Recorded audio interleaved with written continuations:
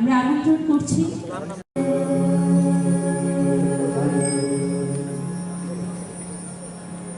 বাবু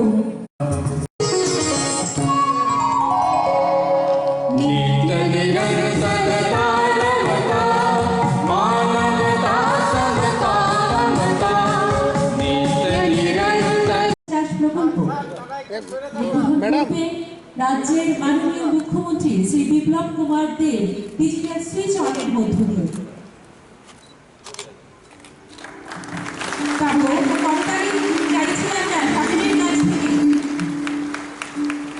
দিয়ে তিনি লয়েড হেমান্ডানি মুখ্যমন্ত্রী শংসাপত্র ওনার হাতে তুলে দেওয়া হচ্ছে মৎস্য দপ্তরের পক্ষ থেকে।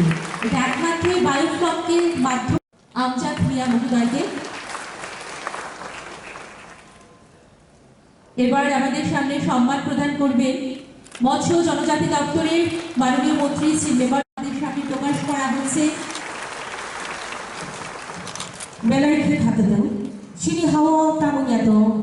প্রাকৃতিক সম্পদও রাজ্যকে স্বয়ং সম্পূর্ণ করে। পাহাড়ি রাজ্য হলেও এই রাজ্যের বেশিরভাগ মানুষ কৃষি পশুপালনের উপর নির্ভরশীল, যার একটি অংশ মৎস্য জীবিকার উপর জীবনযাপন করছে। বলা যায় ত্রিপুরার জনগণের খাবারের তালিকায় মাছ একটি পছন্দের আহার। ফলে বাজারে মাছের চাহিদাও রয়েছে অনেক বেশি, আর এই চাহিদা পূরণে ত্রিপুরার মৎস্য চাষের ভূমিকা গুরুত্বপূর্ণ। এই বিষয়টিকে গুরুত্ব দিয়ে বর্তমানে মৎস্য চাষে বৈজ্ঞানিক পদ্ধতি ব্যবহার তথা মৎস্য চাষিদের সরকারিভাবে নানা সহযোগিতার ফলে অতীতের তুলনায় অনেকটাই বেড়েছে উৎপাদন। রাজ্যের মাছের চাহিদা পূরণে উল্লেখযোগ্য ভূমিকা পালন করছে ডুম্বুর জলাশয়। গন্ডাছড়া মহকুমার অন্তর্গত ডুম্বুর জলাশয় ত্রিপুরা রাজ্যের অনেকগুলি আকর্ষণীয় স্থানের মধ্যে অন্যতম।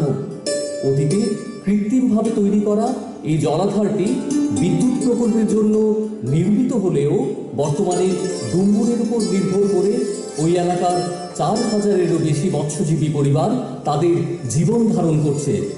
ডুম্বুরকে কেন্দ্র করে গড়ে উঠেছে পর্যটন কেন্দ্র, ফলে জলাধারের পার্শ্ববর্তী এলাকাগুলিকেও সৌন্দর্যায়নে রাজ্য সরকার গুরুত্ব দিচ্ছে। নারিকেল কুঞ্জ যার অন্যতম উদাহরণ। এবং আমাদের ডিপার্টমেন্ট সবার অনেক খুশি, আমাদের নতুন সরকার হওয়ার পরে আমাদের ফিশারি ডিপার্টমেন্ট অনেক গুরুত্বপূর্ণ পেয়েছে।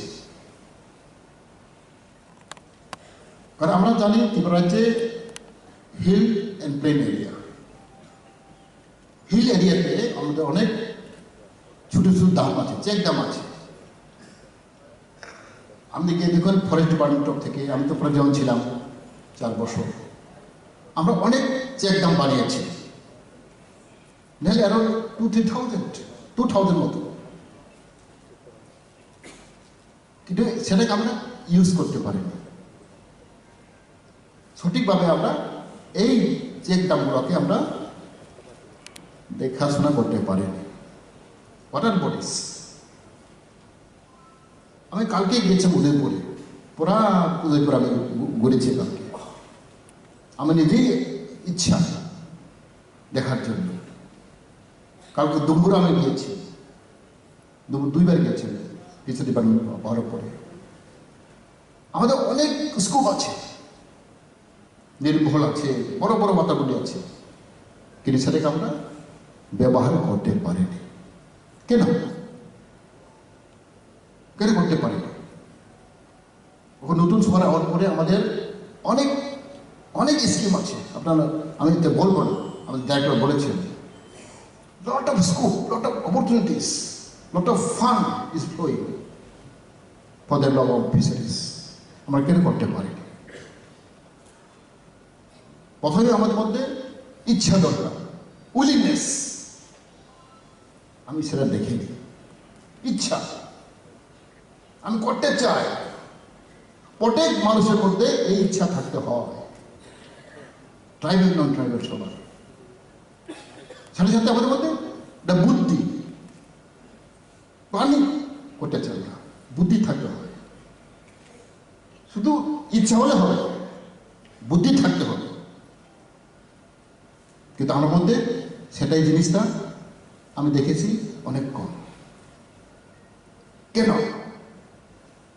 স্কোপ আছে, টাকা আছে, ফান্ড আছে, গভর্নমেন্ট ইজ ব্যাকিং, আমাদের প্রধানমন্ত্রী মুখ্যমন্ত্রী খুব নিজে খুব ইন্টারেস্টেড, গভর্নমেন্ট পিছনে আমরা আছি, যত সম্ভব আমরা চেষ্টা করি, আমরা ব্যাংক আছে, স্কিম আছে, ওখানে আমাদের জনগণ ইচ্ছা দরকার, ইন্টারেস্ট, ডিজাইনার্স, আমি একটা করতে চাই, সাথে সাথে উই নিড ট্যালেন্ট, বুদ্ধি থাকতে হবে।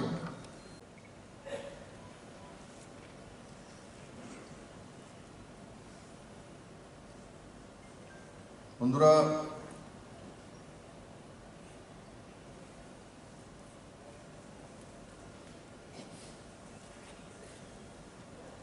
ত্রিপুরাতে আমরা যারাই রয়েছি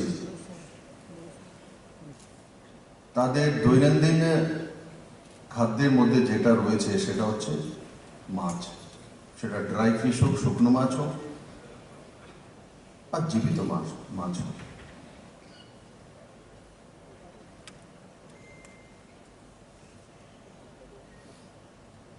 আমার মনে হয় এই প্রথম কোনো মুখ্যমন্ত্রী নামে যোজনা ঘোষণা করা হয়েছে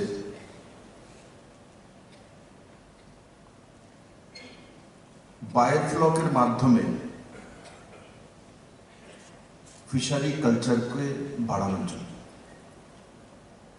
এই প্রথমবার। আর বায়োফ্লক ত্রিপুরাতে প্রথমবার এসে এমন নয়, 2018-তে যখন আমরা কাজ করা শুরু করেছি তার আগেই বায়োফ্লকের পদ্ধতি ত্রিপুরাতে এসেছিল।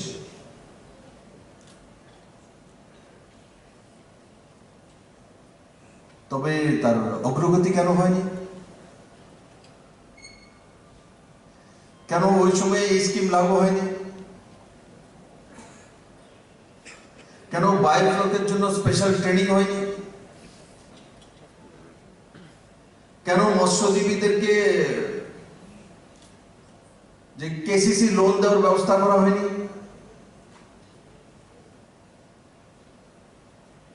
এখন কিভাবে কেসিসি লোনের ব্যবস্থা হয়ে গেল?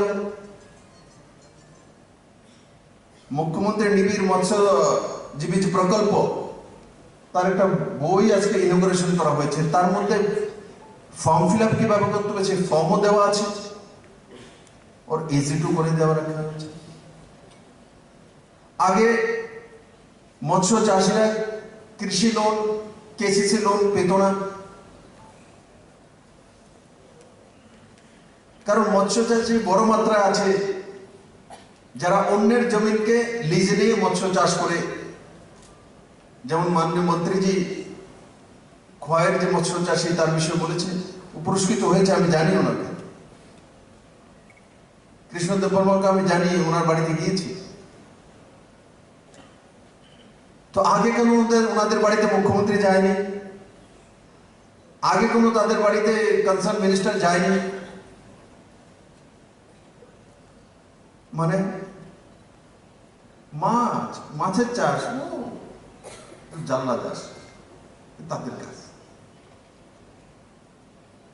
আজ কি শুধু মৎস্য চাষ শুধু দাসারাই করে? না, চ্যাটার্জি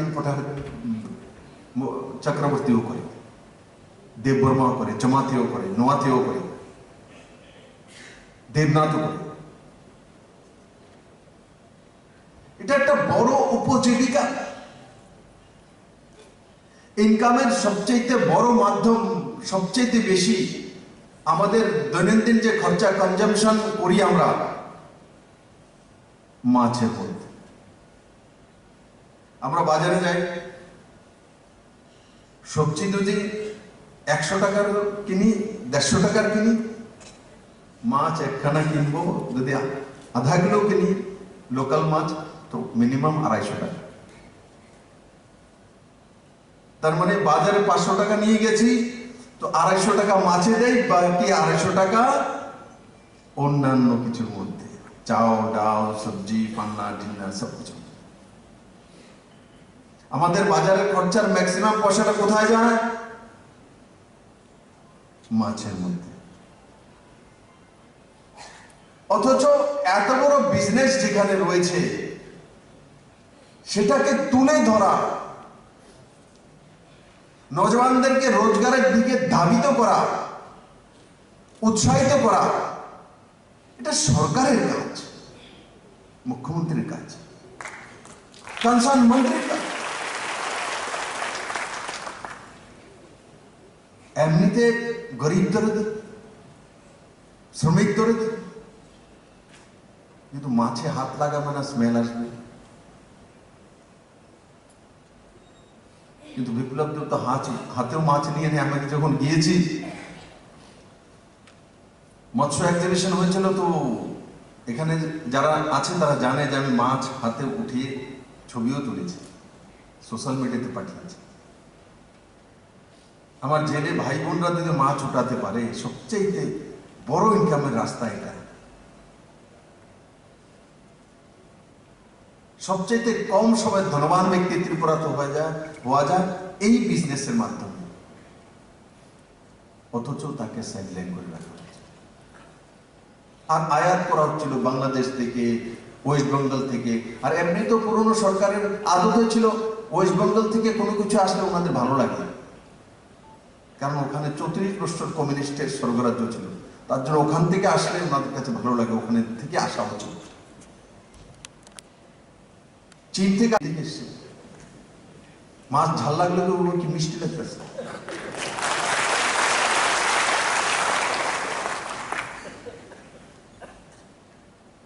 ত্রিপুরাতে প্রোডাকশন করবে না, দরকার হলে কিউবা থেকে মাছ থেকে আনবে। কমরেড কিউবা থেকে পলিট ব্যুরোর সদস্য মাছ এসছে, হ্যাঁ না? মাছের মধ্যেও কুলিন আছে, পলিট ব্যুরোর সদস্য আছে, স্টেট কমিটির মেম্বার আছে, ডিসি আছে।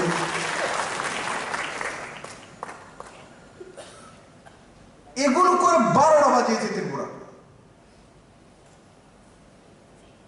এগুলো করে ত্রিপুরার যে মৎস্যজীবী যারা রয়েছে তাদেরকে দিয়ে এখানে এই হলঘরে যারা রয়েছে, আর যারা আমার ছোট ছোট মৎস্যজীবী আছে, কাউর পন্ড হয়তো বা লিজ নিয়ে কাজ করে, তারা পুরো ত্রিপুরার মানুষকে খাওয়াতে পারে, তাদের মধ্যে সেই কোয়ালিটি আছে। কিন্তু তাদের ইনকামের সমস্ত রাস্তা কিভাবে বন্ধ করা যায় তার ব্যবস্থা। লিজে যে পুকুর নেবে, তো সেই লোন পাবে না, কারণ জমির মালিক না, তার কাছে দলিল নাই, পর্চা নাই, কেসিতে লোন পাবে না, 7% ইন্টারেস্টে পাবে না। সময় মতো দিলে 3% 4% ইন্টারেস্ট সাবসিডি হয়ে যাবে, কিন্তু সেই ব্যক্তি তো লোন পাবে না। এই সরকার এসে তার ব্যবস্থা করেছে যে লিজেও করবে, সে লোন পাবে। এবার বাজেটেও দেখেছেন, বর্গাদা, যারা বর্গাদা 1 লাখের উপর আছে ত্রিপুরাতে, বর্গাদার কৃষক, তারা লোন পেত না ত্রিপুরার যে জীবন, কারণ জমির মালিক না। আজকে জমির মালিক লিখে দেবে সে আমার জমিন করে, এবং তার বদলে এমন নয় লিখে দিলে তার জমিন করলে 5 বছর তার নামে হয়ে যাবে, এমনও না। তার জন্য আমাকে অ্যামেন্ডমেন্ট করতে হয়েছে বিল, কারণ আগে পুরনো কমিউনিস্ট সরকার এমন করে রেখেছিল যে জমির মধ্যে যদি কেউ 5-7 বছর করে, আর সে যদি দাবি করে জমির মালিক লিখে দেয় যে সেই করছে, সেই লিখন কাগজ নিয়ে বলে 5 বছর যাবত করছি, 10 বছর যাবত করছি, এখন জমির মালিকান, পুকুর মালিকান, ক্লেম করলে সে পেয়ে যাবে। তো মালিক দেয় না, মালিক লিখে দেয় না, কেন দেবে? তার জমি চলে যাবে আরেক ব্যক্তির কাছে বিনা পয়সা। তার ব্যবস্থা করেছিল পুরনো সরকার। তার কারণে একে অপরকে বিশ্বাস নেই, লিখে দেয় না। আজকে আমরা একে অপরের মধ্যে বিশ্বাস তৈরি করেছি, ভাই তোমার জমি তোমার কাছেই থাকবে, তোমার পুকুর তোমার কাছেই থাকবে, কিন্তু যে লিজে করছে তার পুঁজি রাখবে না, সে কিভাবে মৎস্য চাষ করবে, কিভাবে জমিন করবে। আমরা ব্যবস্থা করেছি, বিল সংশোধন করে দিয়েছি, অ্যামেন্ডমেন্ট করে দিয়েছি, এখন সবার জন্য লোনের ব্যবস্থা, রাস্তা করে দিয়েছি। অরিজিনাল কৃষক আগে কে পেত কেসিসি লোন? ম্যাক্সিমাম জমির মালিক। দেখা যাচ্ছে জমির মালিক চরিলামে তার 10 কাঠি জমি আছে, সে হয়তো বিশাল করে দোকান নিয়ে বসে আছে, ব্যবসা বাণিজ্য করে, ওখানেই থাকে। জমিন কে করছে? কোন একজন জনজাতি ভাই বোন অথবা বর্গা করছে। এখন কেসিসি লোনের অ্যাপ্লাই কে করে? বিশাল করে যে জমিনের মালিক আছে 10 কাঠি জমি যার নামে, সে অ্যাপ্লাই করে কেসিসি লোন। আর 1,30,000 টাকা কেসিসি লোন পেয়ে গেলে সে জমিনে লাগাবে না, কারণ সে জমিন করবে না, বর্গা দিয়ে দিয়েছে, ওর কাজ। সে 1,30,000 টাকা নিয়ে কোথায় লাগাবে? বিশাল করে দোকানের মধ্যে লাগিয়ে দেবে, বা ছেলেকে একটা বাইক কিনে দেবে। বাস, ছেলে বাইক চালাতে চালাতে দেখা গেল বাইক অ্যাক্সিডেন্ট করেছে, বাইক 12টা বেজে গেছে, আর সেই কেসিসি লোনের টাকা ফেরত দেয় না, এনপিএ হয়। ব্যাংক আসতে থাকে, বলে বাইক তো ভেঙে গেছে, যখন বাইক দাঁড়াইব তখন তুমি, বাইক যখন চলবো তখন। আর যে মালিক তারও ইন্টারেস্ট নেই, কারণ সে তো সেই টাকা দিলে জমি করবে না। কিন্তু এই টাকা যখন অরিজিনাল কৃষক বর্গাদাররা পাবে, তখন তার মধ্যে ভয় থাকবে যে এই টাকা দিয়ে আমি ধান বা মাছ প্রোডাকশন করতে হবে, করলেই আমি ব্যাংকে টাকা দেবো, পরবর্তী সময় আবার লোন পাবো, আবার মাছের ব্যবসা করবো, আবার জমি লাভ করবো, তো আমার ইনকাম বাড়বে। আমি দেখেছি নাবার্ডের মাধ্যমে 50,000 বর্গাদারের স্কিম প্রথমে আমি গোমতীর দিকে লাগু করেছিলাম, 24,000 পর্যন্ত আমি ফলো করেছি।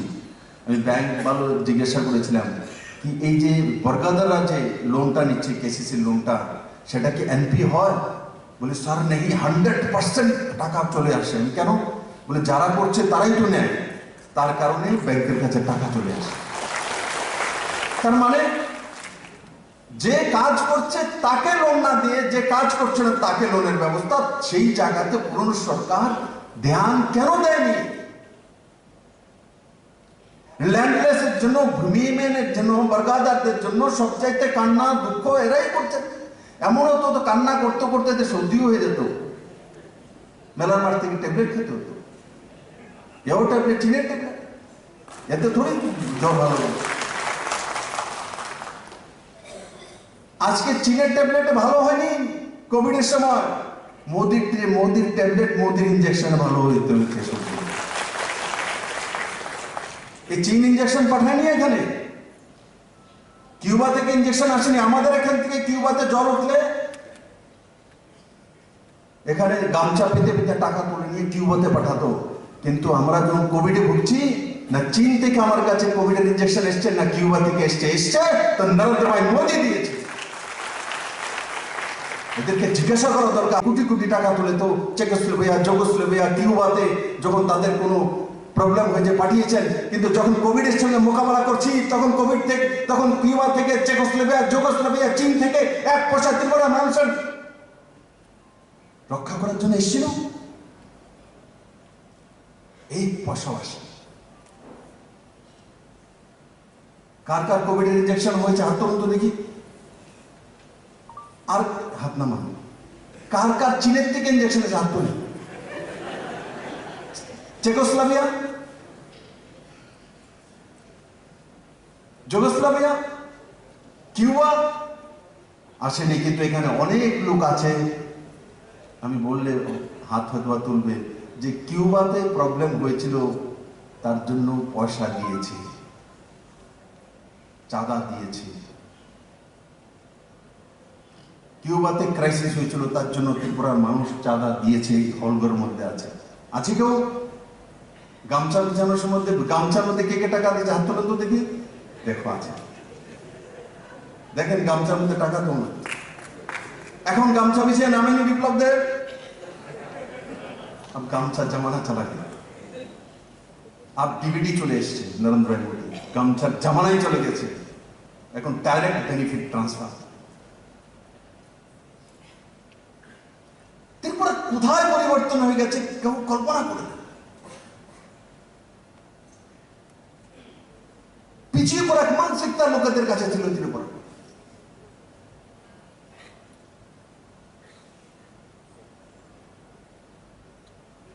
বায়োফ্লকের মাধ্যমে চাষ, প্রতি বছর 1000 করে 3 বছরের টার্গেট নিয়েছে সরকার, 3000 লোন দেওয়া হবে তাদেরকে।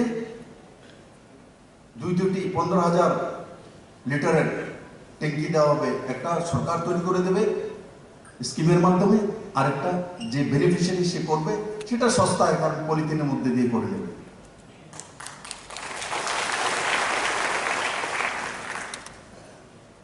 আর তার মধ্যে কিভাবে চাষ হবে, কি করবে, তার ট্রেনিং, তার আলোচনা, গভর্নমেন্টে যে এমপ্লয়ি আছে, যারা স্টাফ আছে, তারা গিয়ে আপনাদেরকে আপনার বাড়ি পর্যন্ত আপনাকে সাহায্য করবে। একটা রাজ্যের ইনকাম বেড়েছে, অগ্রগতি হয়েছে, ডেটা আছে, কিন্তু আপনি জানেন কি কিভাবে প্রমাণিত হয়? যেমন আপনাদের সামনে বসে বসে ডেটা দেখছিলাম, আমি ডাইরেক্টরকে ডাকলাম চাকমা, কি কেন পার capital fish consumption from all sources, প্রতি ব্যক্তি সমস্ত সোর্স মিলিয়ে, ত্রিপুরাতে প্রোডাকশন, বাংলাদেশ থেকে কিছু আসে, অন্যান্য রাজ্য থেকে আসে, সব মিলিয়ে যে প্রোডাকশন বা তার কনজাম্পশন কত আছে? কনজাম্পশন 2017-18 তো ছিল 24.96, এখন সেটা কত আছে? 25.30, মানে মাছের খাওয়ার প্রবণতা বেড়েছে 24.96 থেকে 25.30, আর 2021-এর যেটা আমার কাছে ডেটা রয়েছে 25.53। একটা কথা খেয়াল রাখবেন, যখন মাছ মাংস খাওয়ার হার বাড়ে তখন মনে রাখবেন মানুষের ইনকাম বেড়েছে, গরিবি কমছে। কারণ গরিব মানুষ যদি হতে থাকে তাহলে মাছ মাংস খাওয়ার প্রবণতা কমতে থাকে। এটা বেড়েছে মানে ত্রিপুরার মানুষের ইনকাম বেড়েছে। আর তার সঙ্গে সঙ্গে আমি আপনাকে প্রমাণের সঙ্গে বলে দেবো কিভাবে বেড়েছে। আমাদের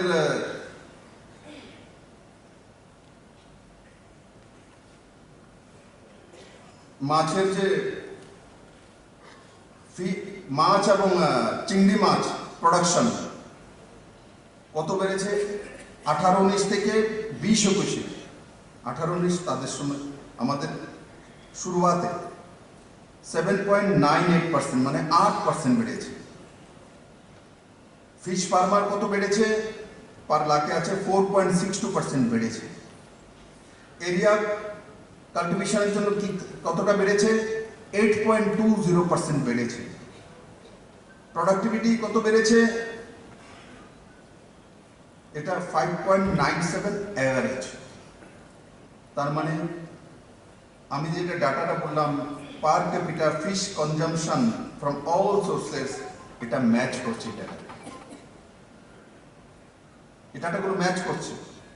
এরিয়া বেড়েছে, প্রনস এবং ফিশের প্রোডাকশন বেড়েছে, তারপর নাম্বার অফ ফিশ ফার্মার বেড়েছে, প্রোডাক্টিভিটি বেড়েছে। তার কারণ আপনি দেখছেন যে এখানে এটা 25.53 হয়ে গেছে 2496 থেকে। তার সঙ্গে সঙ্গে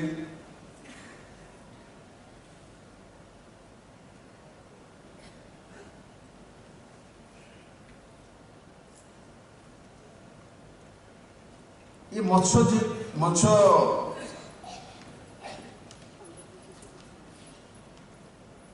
আজকের যে প্রকল্প, যেটা মুখ্যমন্ত্রী মৎস্য নিধি প্রকল্প,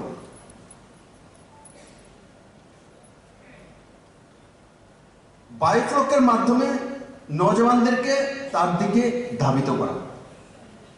এখানে আলোচনা হয়েছে, ইঞ্জিনিয়ার আছে, MBA করা আছে, গ্রাজুয়েট আছে। যখন প্রথম সত্তাসীন হয়েছিলাম আমরা, তাই বলতাম যে পড়াশোনা করা ছেলে মেয়েরা রোজগার করো, স্বরোজগারী হও, নিজে দোকান দিয়ে নাও, গায়ে পালো, মৎস্য চাষ করো। তো বলছে এরাই যারা 25 বছর ত্রিপুরাকে 12 বাজিয়েছে, এরা উংলিতে বলছে, কি বলছে বিপ্লবদের? বিয়ে পাস করা বলছি মাছের চাষ করবো, এমবিএ করা ছেলে বলছে মাছের চাষ করবো। তো মাছের চাষ কি আর সম্মান নিয়ে? মাছের চাষে ইনকাম করা যায় না?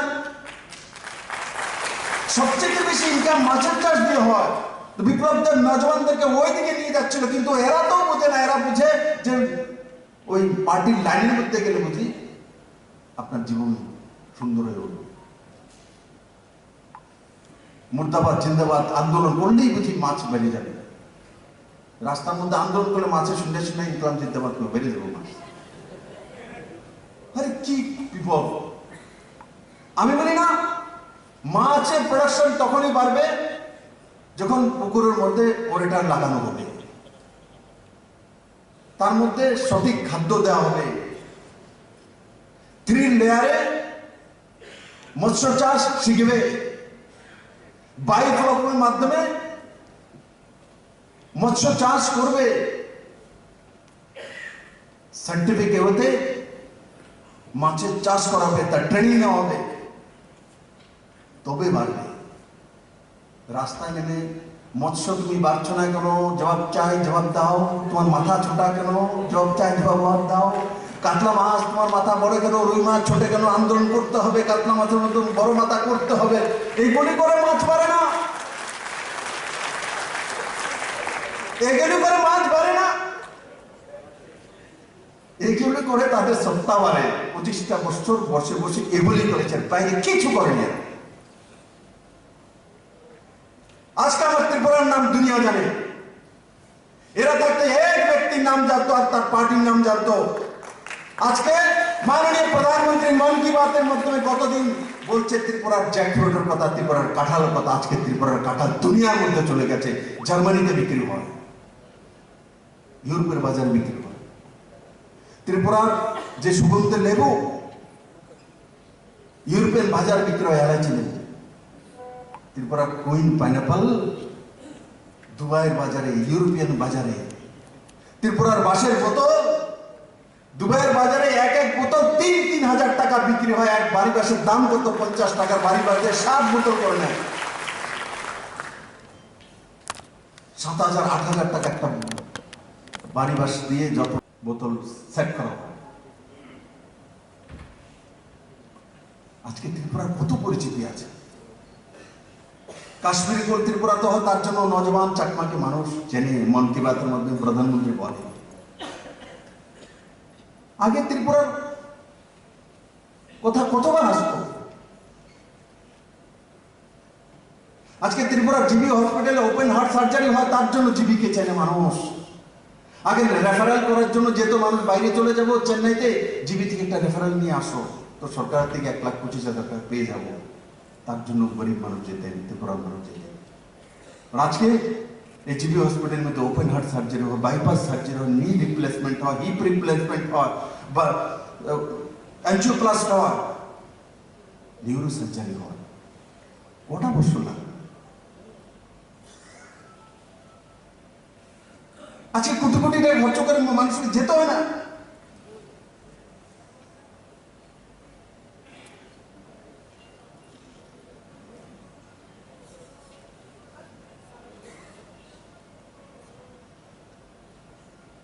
প্রধানমন্ত্রী গরিব কল্যাণ যোজনা,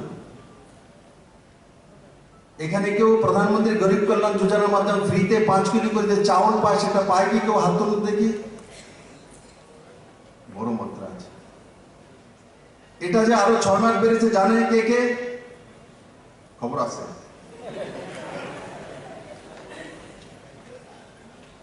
যদি পুরনো গভর্নমেন্ট থাকতো এটা কি সম্ভব হতো?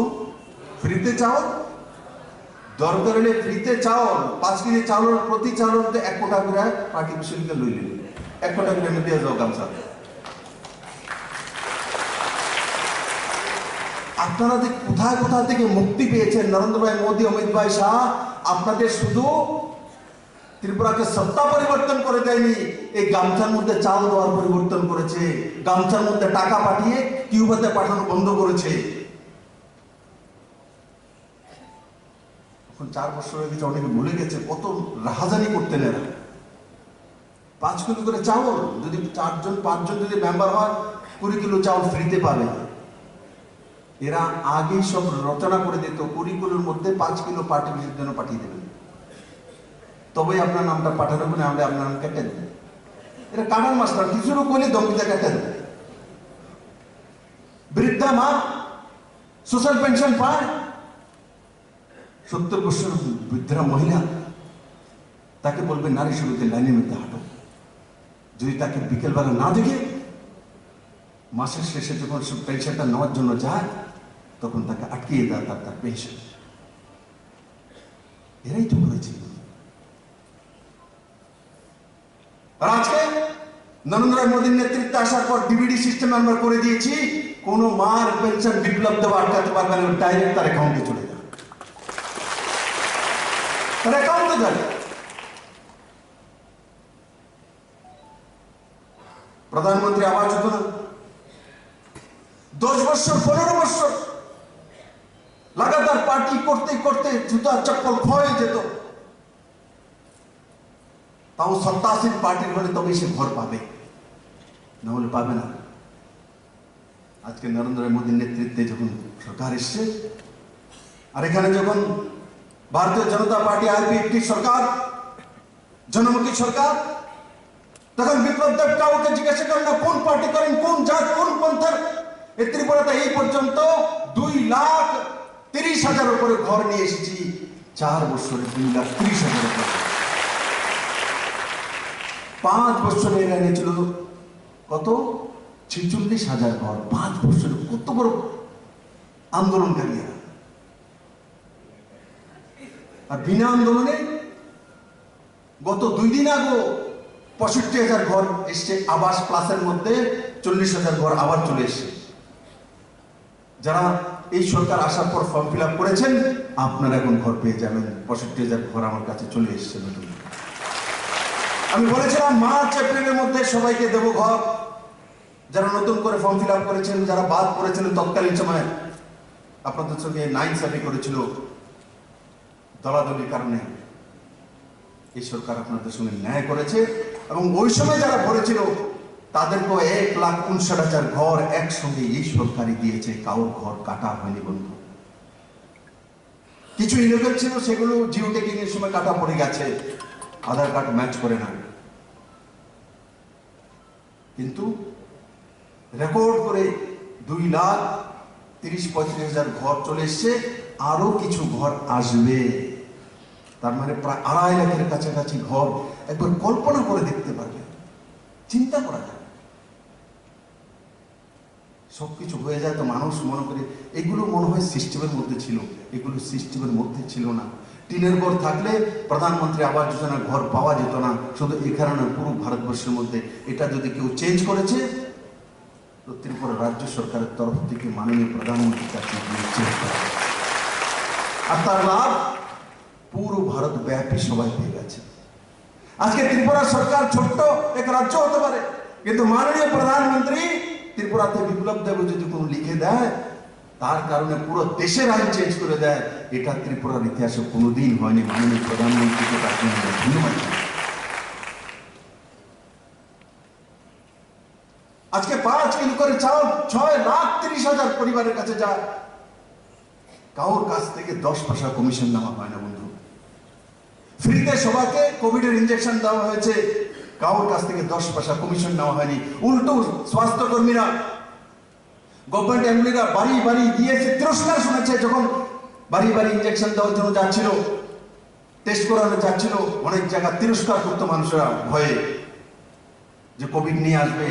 আশাকর্মী এসছে, হেলথ কর্মী এসছে, ওই বাড়িতে গিয়েছে যেখানে কোভিড পজিটিভ আছে, সেখানে গিয়েছে। আমার বাড়িতে উঠে দরজা বন্ধ, না না তুমি এসো না, বাড়িতে বেরিয়ে যাও, তোমরা কোভিড নিয়ে এসো। কত তিরস্কার শুনতে হয়েছে ফ্রিতে। তারপরও নরেন্দ্র মোদী তিরস্কার পরও ত্রিপুরার মানুষ না, পুরো ভারতবর্ষের মানুষের জান বাঁচিয়েছে নরেন্দ্র মোদী। আর যদি তারা থাকতো, বলতে পার্টি অফিসে যোগাযোগ করো ইঞ্জেকশনের জন্য, নেই পার্টি অফিসে যোগাযোগ করো। আবার কেউ বলে এলসির থেকে সিগনেচার করে আনছুন, প্রধানের সিগনেচার আছে, আর কত নেতা নেত্রী আছে। আবার তো এও বলে দেবে কিউবা থেকে ইঞ্জেকশন করে সিগনেচার করে আনো, স্ক্যান করো। ऐसे ऐसे त्रिपुरा মানুষ কে জ্বালাতন করতে हैं। এরা সত্তা চালাই এরা জ্বালাতন করেছে ত্রিপুরা মানুষকে, আমি বলি। তার জন্য আমার মাঝে মাঝে কষ্ট হয়। আমি যখন আজকে রাজ্য চালাই মাননীয় প্রধানমন্ত্রীর নেতৃত্বে, তখন মাঝে মাঝে চুপ করে একা বসি, তখন আপনাদের জন্য চিন্তা হয়। তখন আমি চিন্তা করি, আরে আমি যদি আর 10টা বছর আগে যদি আমার ত্রিপুরাটা হাতে পেতাম, তো ত্রিপুরাকে দুনিয়ার সবচেয়ে সুন্দর রাজ্য বানাতাম। আজকে দেশের গৃহমন্ত্রী ওই দিন বিবেকানন্দ ময়দানে এসেছিলেন, মহিলাদের জন্য 33% রিজার্ভেশন ত্রিপুরা স্টেটে ঘোষণা করে গেছেন। তখন তিনি বলছিলেন ভাষণ দিতে দিতে, শুনুন, बोले हे त्रिपुरावासी, मैं दोबारा आऊंगा, 23 में निर्वाचन है, मैं आप लोगों के पास आऊंगा। मैं जानता हूं आप लोग दोबारा मोदी जी को लाएंगे, किंतु मैं आपको वादा करता हूं, इस बार तो मोदी जी ने हीरा दिया था, अगले बार हम त्रिपुरा को देश के नंबर 1 स्टेट बनाएंगे। কে বলছে? দেশের গৃহমন্ত্রী অমিত ভাই শাহ বলছে। যারা বুজুর্গ আছে বা বয়স আছে, পুরনো সরকার দেখেছে, পুরনো কেন্দ্র সরকার দেখেছে, আমাকে কেউ বলতে পারবে দেশের গৃহমন্ত্রী এসে কোনোদিন বলেছে এই রাজ্যের মধ্যে যে ত্রিপুরাকে নাম্বার 1 রাজ্য বানিয়ে দেব? শুনেছে কেউ? করা তো তার দূরের কথা, মুখ দিয়ে বেরোতো না ত্রিপুরার বিষয়ে। কেন? ত্রিপুরা 2টা মাত্র লোকসভা সিট, জিজ্ঞাসা করে লাভ নাই। আজ মাননীয় প্রধানমন্ত্রী ত্রিপুরাকে শুধু ভালোই বাসে না, 2 খান এমপি দিয়েছি, তার বদলে 1 খান কেন্দ্রীয় মন্ত্রী আমাকে দিয়ে দিয়েছে। 2 জনের মধ্যে 1 জন কেন্দ্রীয় মন্ত্রী। যখন যা চেয়েছি, প্রধানমন্ত্রী আবাস যোজনা ঘর হোক, কিষাণ সম্মান নিধি হোক, কিষাণ সম্মান নিধির মাধ্যমে 6,000 টাকা করে কার কার অ্যাকাউন্টে যায় এমন লোক আছে কি এখানে? এও আছে। কমিশন নেয়নি মোদি? নেয় না। কিষাণ দরদি লোক সব ত্রিপুরাতে 25টা বছর ক্রমাগত শাসন করেছে। কোন কৃষক ত্রিপুরাতে বলতে পারবে না তাদের কিষাণ সম্মান নিধি বা এই ধরনের নিধি করে কাউকে 5 পয়সা সাহায্য করেছে পুরনো সরকার। বরং ক্ষেত মজুরে ইউনিয়ন করে তাদের কাছ থেকে চাঁদা নিত। চাঁদা না থাকলে ধান দিয়া দাও 5 কিলো। চাঁদা ছাড়া আসবে না। চাঁদা মানে পয়সা নেই তো বলবে 10 কিলো ধান দাও। যদি ধান না থাকে লাউ দূরের 3টা লাউ একটা দিয়ে দাও 2টা। লাউ যদি না থাকে, যদি মরিচ থাকে, মরিচ 10টা ভাইয়া দিয়ে দাও। মানে খালি হাতে ফেরত আসবে না।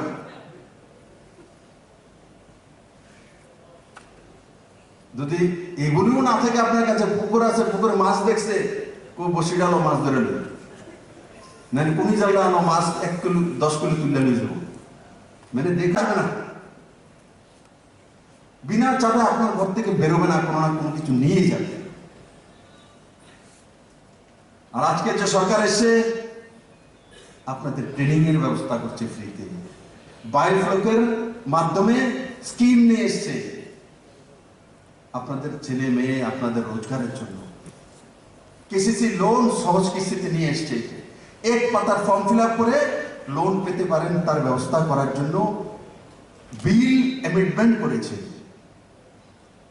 আজকে ত্রিপুরা রাজ্য সরকারের কাছে, পুনর সরকার দরদি, আজকে ত্রিপুরা সরকারের কাছে যে আমাদের ত্রিপুরা রাজ্যের মধ্যে কতজন মৎস্যজীবী আছে তার সংখ্যা পর্যন্ত আমরা সার্ভে করে নিয়ে এসেছি। যেমন total number of fish traders 5,202 জন ফিশ ট্রেডার্স আছে ত্রিপুরাতে। তারপর যারা এসসি ফিশ ট্রেডার্স 4,635, ড্রাই ফিশের trader 2,281, number of SC dry fish traders 1,453, total number of fish and dry fish traders 7,483। তাদেরকে এর মধ্যে 4,000 ফার্মার্সকে স্মল লোন ফ্রম এসসি কর্পোরেশনকে দেওয়া হয়েছে 4,000। ফার্মার্সকে, তার মধ্যে যে 7,483, তার মধ্যে 4,000 লোককে এসসি কর্পোরেশন থেকে সহজ কিস্তিতে লোন দেওয়া হয়েছে। 43 beneficiary have been provided from loan SC corporation থেকে আলাদা করে লোন দেওয়া হয়েছে।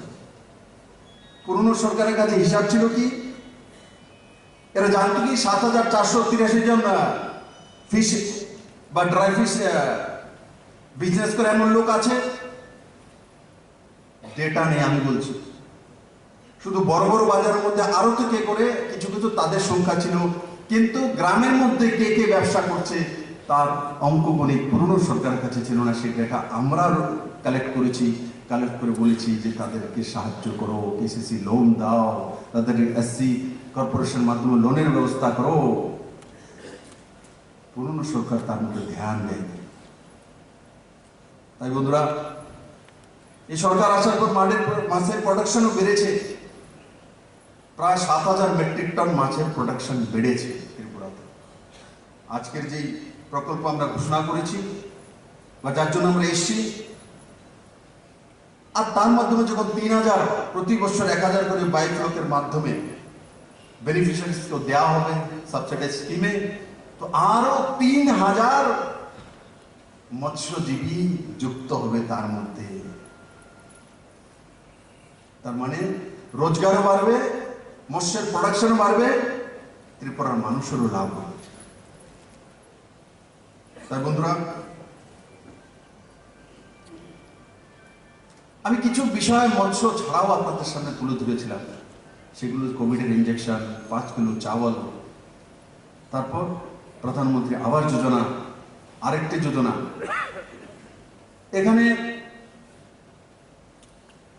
জল জীবন মিশন, অটল জলধারা মিশন, প্রতি ঘরে জলের ব্যবস্থা করবে। গ্রামে গ্রামে রিগ মেশিন, আপনারা জানেন কিনা জানি না, পুরনো সরকার থাকতে ত্রিপুরাতে 2-3টা রিগ মেশিন ছিল। মাত্র ঘুরে ঘুরে একদিন ধর্মনগরে যদি হতো তো সাউথে পৌঁছবে 3 মাস পরে। এখন ত্রিপুরাতে রিগ মেশিন কত আছে হিসাব আছে আপনাদের কাছে? সপ্তাহে সপ্তাহে রিগ মেশিন চলে এসছে বাইরের রাজ্য থেকে, গুজরাট থেকে, রাজস্থান থেকে। এরা এসে এখানে রিগ মেশিন বসিয়ে আপনাদের জলের ব্যবস্থা করার কাজে লেগে গেছে। আগের সরকার করেনি। কার কার বাড়িতে নতুন জলের কানেকশন গেছে? তো আছে এখানে জলের কানেকশন? এই সরকার আসার পরে গিয়েছে না তার আগে ছিল? তার আগে কার কার ঘরে ছিল হাত তুলুন তো দেখি। আগে 2018-র আগে সরকার আসার আগে জলের কানেকশন বাড়ির মধ্যে ছিল এমন ব্যক্তি কে আছে? আর তো একজনও নাই। মেলার মাঠে খবরটা দিয়ে যাবে বলে একজনও পাওয়া গেছে না। 2018-র পর এখন জলের কানেকশন কার কার বাড়িতে আছে হাত তুলুন তো দেখি। দেখা যায় কানেকশনে পয়সা নিয়েছে, জল আইনি। অনেক জায়গাতে প্রেসার কম আছে, আমাকে বলবেন, আমি জানি। কারণ কি, কানেকশন বেশি দেওয়া হচ্ছে, জলের প্রেসারটা কম, কিন্তু কিছুদিনের মধ্যে, মাস 6-এর মধ্যে সেটা ঠিক হয়ে যাবে। আমরা বড় মাত্রায় রিগ মেশিনও লাগাচ্ছি, মানে পাম্প হাউস নতুন, আর সঙ্গে সঙ্গে ইলেকট্রিফিকেশনের ব্যবস্থা, নতুন ইলেকট্রিক জংশন, ট্রান্সফরমার বসানো, সেগুলো কাজ করছে। একবার চিন্তা করে দেখুন, 2018-র আগে এই হলঘরের মধ্যে যারা আছে তাদের বাড়িতে একজনের বাড়িতে জলের কানেকশন ছিল না। আজকে তাদের বাড়িতে ফ্রিতে জলের কানেকশন এই 4 বছরের মধ্যে পৌঁছে গেছে। তার জন্য আমি বলবো, আমি বাকি সব স্কিমের বিষয়ে বলবো না, কিন্তু আজকে দেখুন আপনাদের বাড়িতে জল ফ্রিতে পৌঁছে যাচ্ছে, প্রধানমন্ত্রী আবাস যোজনা ঘর পৌঁছে যাচ্ছে আপনাদের কাছে। মৎস্য চাষের জন্য নতুন নতুন স্কিম চলে এসছে, আপনাদেরকে উৎসাহিত করছে। এভাবে যারা এখানে মৎস্য চাষী আছে, পুরনো গভর্নমেন্ট থাকতে মুখ্যমন্ত্রী কোনোদিন আপনাদেরকে ডেকে এইভাবে কোনো কনফারেন্স করেছে কি? করেনি? ডাকছেও না। তাদের আন্দোলনে মিছিলে কে কে সামিল হয়েছে আন্দোলন দেখি? কিছু তো না, কিছু তো না, কিছু তো না। তোলো, কোন ব্যাপার না। ওখানে আমি দিল্লি থেকে এসেছিল 1.5% বিজেপি ছিল, এখন বিজেপি হয়ে গেছে 69%। তো সিপিএম আর কংগ্রেস আইপিএফটি সব মিলিত হয়েছে, ঠিক না? আমি তো চন্দ্রলোক থেকে আনবো না ভাই, আমি তো আর কিউবা থেকে আনতে পারবো না, আমার কাছে এই প্রোডাকশন নেই, চিনতেও আনবো না, এখানেই তৈরি করবো। তো এর আগে কে কে ছিল যারা হাত তোলো দেখি? ছিল, রাস্তায় হাঁটিয়েছে, পরিশ্রম করিয়েছে, চাঁদা নিয়েছে, আন্দোলন করিয়েছে। আর সবচেয়ে বেশি মেহনত তো এখানে যারা বসে আছে তাদের দিকে দিয়ে করা। তো আরেকটা ডিগ্রি তাদের দিয়ে আমি শুনতাম, তাদের দিয়ে মারপিট করা, পিটাপিটি করে। বিপ্লবদের তাদের দিয়ে পিটাপিটি করার রাস্তা তৈরি করে না, তাদেরকে বাইফ্লকের ব্যবস্থা করে।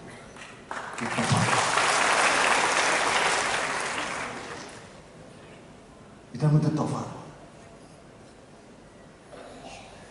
এরা যে পরিশ্রমী, এরা যে সাহসী, তার জন্য বিপ্লব লাঠি তুলে দেবে না, বোম তুলে দিবে না, তাদের হাতে বাইফ্লক তুলে দিবে, তাদের হাতে রোজগার তুলে দিবে। তারা যখন পরিশ্রমী, তো পরিশ্রম করে রোজগার করে তার ব্যবস্থা করেছে সরকার। তাই বন্ধুরা, এক দিবসীয় শিবির রয়েছে আপনাদের এখানে। আমি আপনাদেরকে বলবো, যে যে বিষয়গুলো তুলে ধরেছি, যখন আপনারা হয়তো পুকুরের কাছে বসে আছেন, পাড়ের মধ্যে 10 জন লোক বা 5 জন লোক কথাবার্তা বলছেন, সেই বিষয়ে আলোচনা করা, যে মোদি আছে বলে জীবন বেঁচে গেছে, আর এই সরকার এসে কি কি করেছে তার বিষয়ে আলোচনা করা। আজকে সোশ্যাল পেনশন প্রায় 4 লাখ লোকেদেরকে 50-52 বছরে 4 লাখের কাছাকাছি লোকের কাছে পৌঁছেছিল পুরনো সরকার। 300, 500, 700 টাকা করে ভাতা পেত। প্রথম দফায় এসে 1000 করে একসঙ্গে সবগুলোকে, আমাকে কিন্তু করতে হয়েছে 10,000, 5,000 করে আমি বেড়ে নিই, আমাকে একসঙ্গে 4 লাখের জন্য ব্যবস্থা করতে হয়েছে 1000। আর এবার বাজেটে ঘোষণা করেছি যে দুর্গাপূজার আগেই সমস্ত ভাতা 2,000 টাকা করে, তার মানে 3 গুণা বাড়ানো, 3 গুণা। ছোট বিষয় নয়। এখানে কারা কারা আছে তার পরিবার মধ্যে ভাতা পায়, বা এখানে রয়েছে পরিবারের মধ্যে ভাতা পেলেও হাত তুলুন। পরিবারের মধ্যে ভাতা পায় কারা আছে? সবাই জানে তো 2,000 টাকা হয়ে যাবে? বাড়ির বড় বুজুর্গ জানে তো? খুশি হয়েছে নি? এটা বন্ধ করে দিলাম, আপনারা কইলে এটা কমে 200 টাকা করে দেবেন।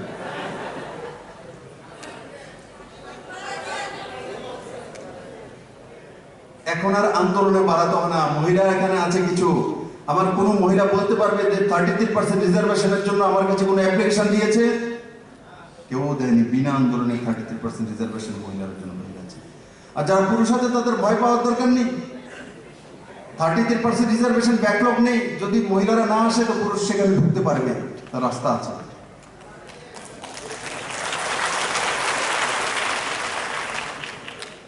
আর আমি তার জন্য 33% রিজার্ভেশন রেখেছি, কারণ ত্রিপুরাতে 50% উপরে মহিলা আছে। জেন্ডার অনুপাতে তাদের অধিকার তাদের পাওয়া উচিত, না হলে আমাদের সমাজ ব্যবস্থা উঠবে না। মনে রাখবেন, সমাজ ব্যবস্থা আমরা একলা পুরুষরা তুলতে পারবো না। যদি মহিলাদের 50%কে যদি আমরা ইগনোর করে দিই, কোনোদিন উঠতে পারবো না। আমি মহিলাদের জন্য করেছি এমন নয়, ত্রিপুরার জন্য করেছি। আমি জানি মহিলাদেরকে না উঠলে ত্রিপুরা উঠবে না, তার জন্য। তাই বন্ধুরা, আজকের এই কার্যক্রমের মাধ্যমে আপনারা উদ্যমী মানসিকতা নিয়ে যাবেন। আর মাছের চাষ করা মানে আগে কি ছিল আমার খেয়াল আছে, যদি ভালো রোজগার করে গাড়ি চলে, আচ্ছা শুটকি ব্যাপারে করতে সম্মান নেই, মাছ বেশি ছেলে क्या बात करते हो भाई? माছ যে বিক্রি করে সবচেয়ে বেশি রোজগার করে। আমি বললাম না, 500 টাকা বাজারে নিয়ে গেলে 250 টাকার মাছ কিনতে হয়, 250 টাকার বাকি সব কিনতে হয়। সবচেয়ে বেশি ধনবান ব্যক্তি তো মাছ বিক্রি করার ব্যক্তি, সবচেয়ে রোজগার তো তার। তাকে বলছে সম্মান দিচ্ছেন। কোন অফিসে হয়তো বা কন্ট্রাকচুয়াল 5,000 টাকা পায়, তার সম্মান আছে, কিন্তু মাছ বিক্রেতা, শুটকি মাছ বিক্রেতার সম্মান নেই। ऐसा नहीं होता भाई। আমি বলি দায়িত্ব সহকারে, সবচেয়ে বেশি রোজগার যদি কম সময়ের মধ্যে কোনো ব্যবস্থা আছে, সেটা মৎস্যজীবীদের কাছে আছে, মৎস্যজীবীদের কাছে আছে। তাই আপনারা কোনো জায়গাতে নিজেকে ছোট না করা, না ছোট মানসিকতা রাখা। আপনারা ত্রিপুরার ইকোনমিতে বড় ভূমিকা পালন করেন। আপনাদের দ্বারাই স্বনির্ভর ত্রিপুরা তৈরি হবে। নরেন্দ্র ভাই মোদী এসে প্রথমবার, আপনারা জানেন কিনা জানি না, মৎস্য পালন আলাদা দপ্তর করে দিয়েছে ভারতবর্ষে প্রথমবার। জানেন কি? আলাদা করে দেওয়া হয়েছে। আগে সেন্ট্রালে মাছলি পালনের জন্য আলাদা দপ্তর ছিল না, আলাদা মন্ত্রণালয় ছিল না, আলাদা মন্ত্রী ছিল না। নরেন্দ্র ভাই মোদী করে দিয়েছে যে মাছের জন্য আলাদা মন্ত্রণালয় করে দিয়েছে নরেন্দ্র ভাই মোদী। কারণ জানেন যে মাছের মাধ্যমে ভারতবর্ষে বড় ইনকাম হয়, তার জন্য সেই দপ্তরকে ঢেলে সাজানো হবে এবং মৎস্যজীবীদেরকে উন্নয়ন করলে ভারতের উন্নয়ন হবে, সেটা মোদী বোঝেন। তার জন্য এইবার যখন সরকার হয়েছিল 2019-এ, প্রথমবারে ছিল না, এবার তার মন্ত্রণালয় আলাদা করে মন্ত্রী দিয়ে দিয়েছেন আপনাদের সার্বিক উন্নয়নের জন্য। তাই বন্ধুরা, আপনারা ভালো করে কাজ করুন আর পজিটিভিটির সঙ্গে একে অপরকে সাহায্য করুন। বায়োফ্লকের মাধ্যমে চাষ যদি কেউ জানে, অন্য যদি না জানে, তাকে সাহায্য করা। অনেকে ভাবে আমি যদি তাকে শিখিয়ে দিই তাহলে আমার ব্যবসাটা কমে যাবে, এমন নয়। আপনি যদি শিখিয়ে দেন, 10টা লোক যদি একসঙ্গে ব্যবসা করে, তো আপনাদের ব্যবসা বিজনেস বাড়বে। দেখবেন যেখানে দোকান, এক ধরনের দোকান 20-25টা মানুষ কেনাকাটি করার জন্য ওখানে চলে যায়। একটা দোকান যদি থাকে, সে ভাবে সব কিছু রেখে বই দেখুন আমি বিক্রি করব, মানুষ আসবে না। যখন 20টা একসঙ্গে গ্রসারি দোকান থাকবে, মানুষ সেখানে যাবে, গিয়ে বার্গেটিং করবে, বলে এই জায়গাতে একসঙ্গে চলে যাব, 20 দোকান পাবো, কোনো না কোনো দোকানের চয়েস হয়ে যাবে। যখন 5টি দোকান, 5-এর জায়গায় 50টা মাছের দোকান হয়ে যাবে, তখন মানুষকে ওই বাজারে খাওয়া হবে। কারণ ওখানে ওই মাছ পাবোই পাবো। যেখানে 5টা আছে তার মধ্যে হয়তো বা তেলাপিয়া নাও পেতে পারি, কিন্তু ওখানে 50টা দোকান আছে, এখানে ওইও পাবো, তেলাপিয়া পাবো, চিংড়িও পাবো, মাগুর পাবো, ছাগরও পাবো। কনফার্ম হয়ে মানুষ সেখানে চলে যায়। তার জন্য যখন কমিউনিটি বাড়ে, তো রোজগার বাড়ে, বাজার বাড়ে। আমি করব, অন্যকে করতে দেবো না, অন্যকে শেখাবো না, এটাতে আপনিও পারবেন না, আর অন্যকেও বাড়ানোর সুযোগ আপনি করে দিচ্ছেন। তাই আপনারা ভালো থাকুন, সুস্থ থাকুন, और स्वाभिमानी মানসিকতা নিয়ে কাজ করুন, और টার্গেট করুন এই বছর আমি এত টাকা রোজগার করেছি, আগামী বছর এর চাইতে 20 গুণাটা, 20% বাড়াবো, 30% বাড়াবো। এভাবে বাজেট করে নিজের রোজগার বাড়ানো আর স্বরোজগারী মানসিকতা তৈরি করুন। সবাইকে অনেক অনেক ধন্যবাদ। জয় Hind. Subscribe to Tripura Info and press the bell icon so that you never miss any latest updates and news on Tripura.